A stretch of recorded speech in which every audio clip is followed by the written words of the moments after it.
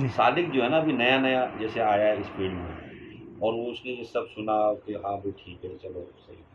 اب یہ بتائیے سالک کے سامنے ایک غیر کوئی ایسا کام ہو رہا ہے جو اس کو پسند نہیں ہے، کسی نے ظلم کیا، کسی نے زیادتی کی، کسی نے پیسے دبا لیے. اب وہ سالک ہے ابھی نیا نیا، اب وہ کیسے اس کو اپنا محسن جانے گا؟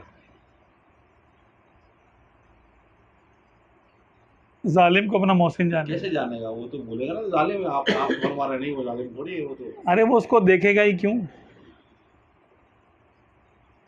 وہ تو دیکھے گا ارادہ کس کا، ارادہ میرے رب کا، میرے رب کا. ختم ہوئی بات. کوئی بزرگ کے گدی پہ جو نا کسی نے چماٹ مار دیا آگے زور سے، جی جی جی.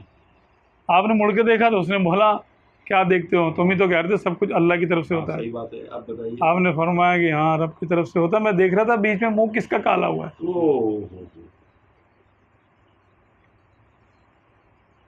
ارادہ تو مجھے تکلیف دینے کا اللہ ہی نے کیا، لیکن انتخاب کس کا ہوا وہ دیکھ رہا ہوں.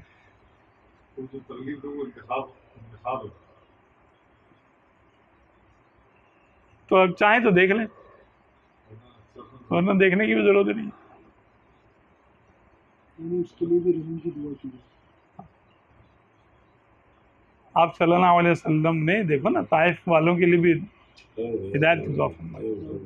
اگر ان کو وہ یعنی کوئی ذاتی پرخاش ہوتی معاذ اللہ تو ان کے لیے دعائے ضرر فرما دیتے، تکلیف کی دعا کر دیتے کہ اللہ ان کو غارت کر دیں. ان لوگوں نے میرے ساتھ یہ سلوک کیا.